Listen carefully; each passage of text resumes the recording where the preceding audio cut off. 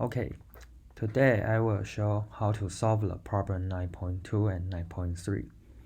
For problem 9.2, a radiating quadrupole consists of a square of side A with charge positive Q and negative Q at the alternate corners.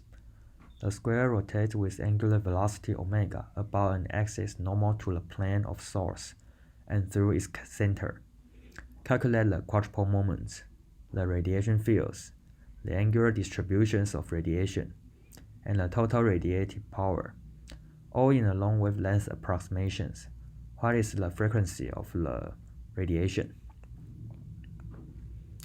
And in this problem, the configuration is look like this. The positive Q are located at x-axis, and the negative Q is located at the y-axis with a square, and the side of square is the length of the square is a, and this square is rotated with angular velocity omega. To calculate these configurations, the lowest order of the multiple moment is the quadrupole. So for the point-like charge source, the multiple moments are easier calculated in the Cartesian coordinate instead of spherical or other coordinates. So to calculate the quadrupole moment, first we need to write down the charge density.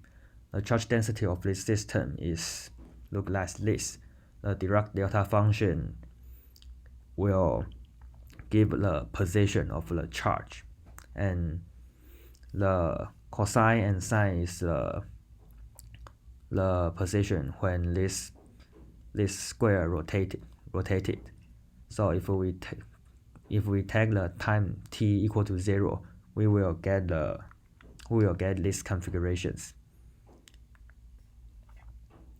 Okay, so from the last semester, we know that the quadrupole moment in Cartesian coordinate can be written in this form: the 3xi(xj) minus r squared delta ij times the charge distributions, where ij is 1 to 3.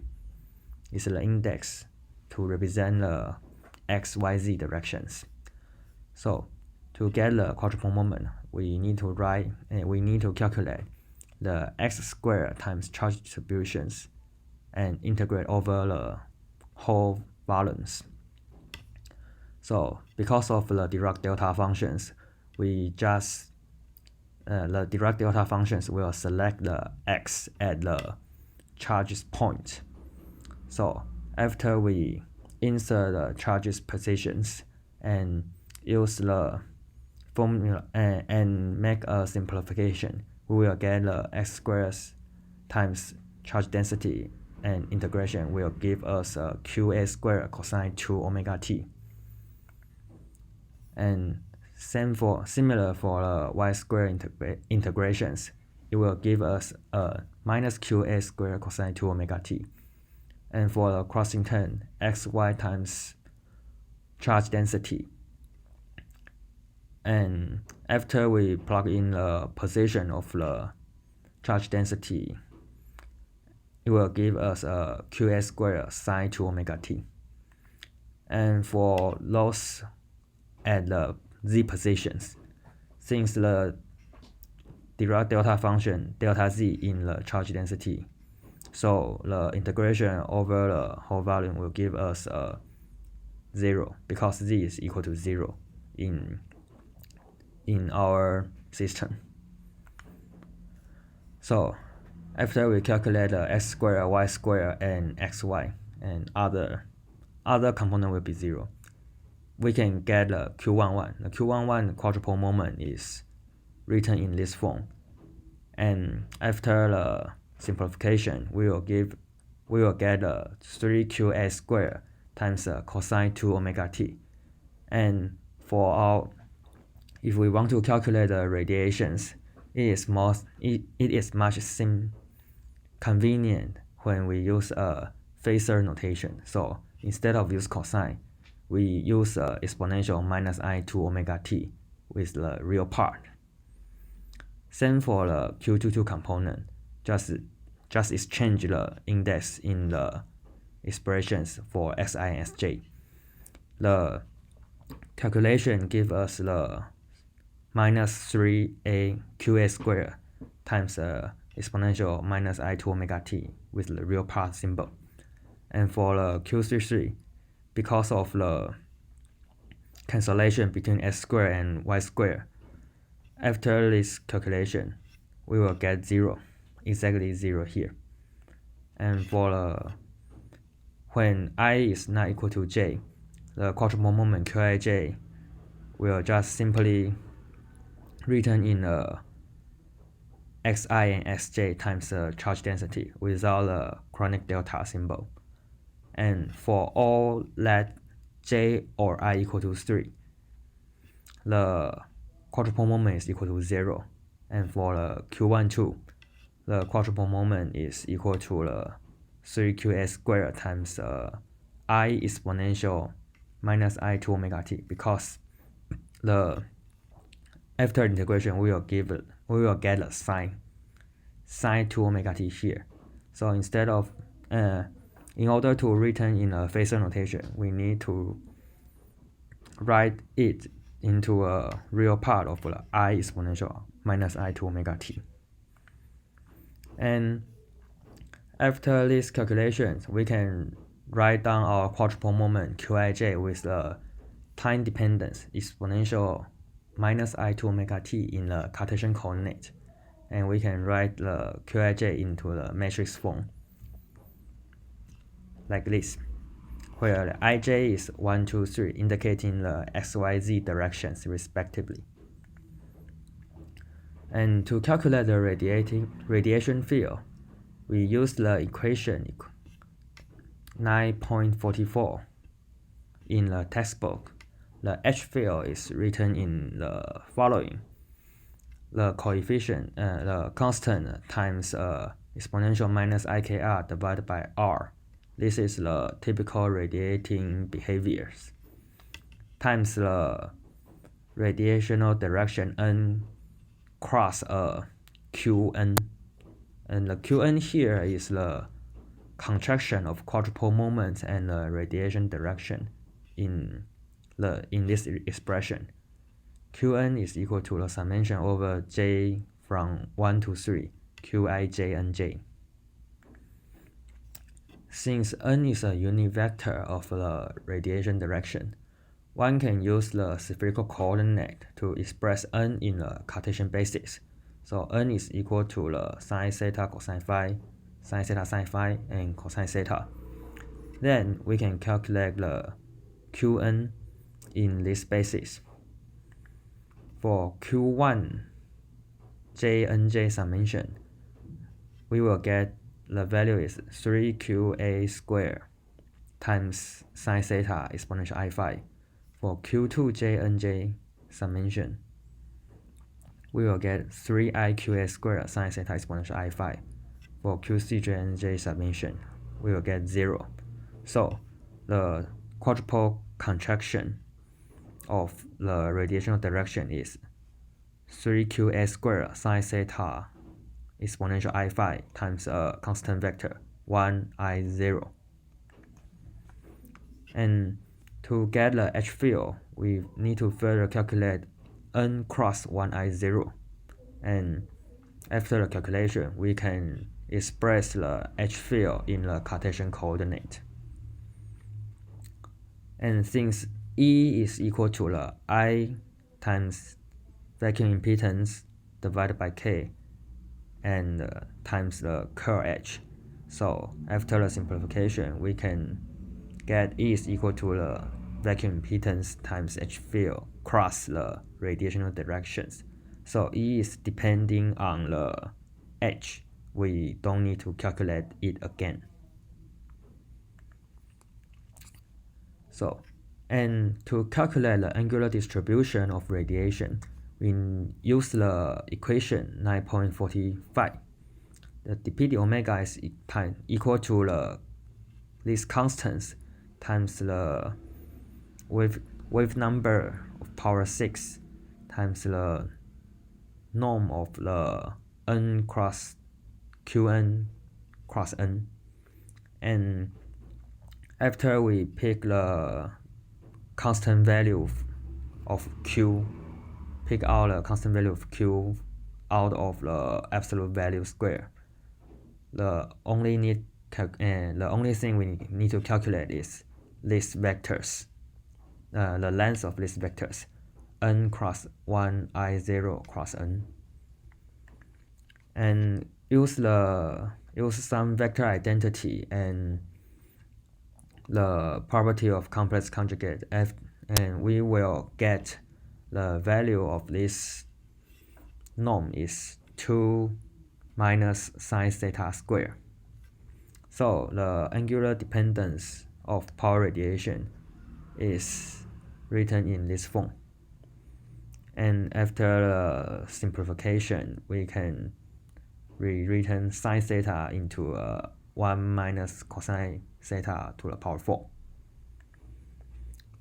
And from the previous calculation in the quadrupole moment, the time dependence is exponential I minus I to omega t. So the radiation angular frequency is 2 omega, not omega. So the dispersion relation will become ck equal to 2 omega.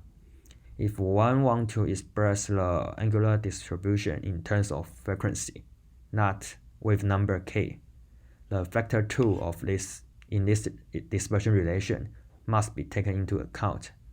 So the angular distribution of radiation read in terms of the frequency is this.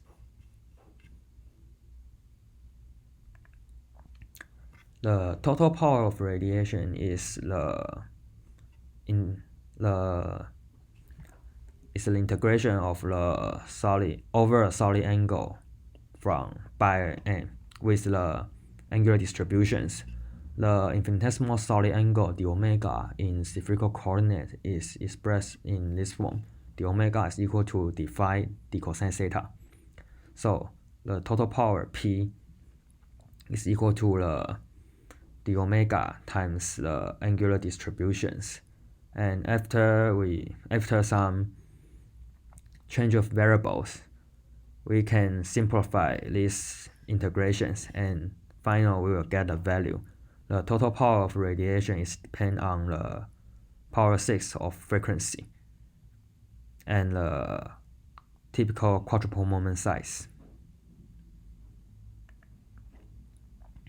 For problem 9.3, two halves of the spherical metallic shell of radius r and infinite conductivity are separated by a very small insulating gap. An alternating potential is applied between the two halves of the sphere, so that the potential are plus v cosine omega t and minus v cosine omega t. In a long wavelength limit, find the radiation fields, the angular distributions of radiated power, and the total radiation power from the sphere. Since the only information we have in the potential on this spherical metallic shell, we need to convert the potential into the corresponding source terms to get the radiation field and other relative quantity. So we first write down our potential at r equal to capital R. The potential at r equal to capital R and theta phi t is v cosine omega t when the cosine theta is greater than 0, minus v cosine omega t when the cosine theta is smaller than 0. Or, for more convenient, we can express in the complex expressions to match the phasor notation. The potential is v exponential minus I omega t when cosine theta is greater than 0, and minus v exponential minus I omega t when cosine theta is smaller than 0. And from the equation in the textbook, page 410, the scalar potential with time-dependent source is written in the following form. The source term times the time-dependent Green's functions. With the sinusoidal time dependence of the source, after we integrating all the t prime dependence, the phi can become the cleaner form. And under the long wavelength limit, the potential value we have at the r equal to capital R is belong to the near zone. Hence, the exponential ik x minus s prime here could be replaced by the unity. So our potential is further simplified to these forms. It's very similar to the electrostatic problems. And because of the azimuthal symmetry of our systems, then that means our system is phi independent. We expand the x minus s prime in terms of Legendre polynomials, and our potential will become these forms with the series sum, with the Legendre polynomial series sum, where the cosine, there is a cosine gamma here, and after some simplification, we can rewrite our potential in this form. And be careful here, the gamma is changed to the theta, and the reason is in the next page. For the cosine gamma means the direction of the observer inner product the direction of the source. So this is the angle between the observer and the source. And for the azimuthal symmetry, we have the following identity. The P is the Legendre polynomials, and the cosine gamma is the inner product of two unit vector that can express into the product of two Legendre polynomials with different cosine theta. And the cosine theta here is the observer's angle. The cosine theta prime here is the source, the angle of source. And because of the azimuthal symmetry, so this equation is hold. And the ALT is can written in this form. This is the time-dependent multiple moment. And to get the ALT, we use the orthogonal relation of Legendre polynomials and evaluate phi at r equal to capital R. So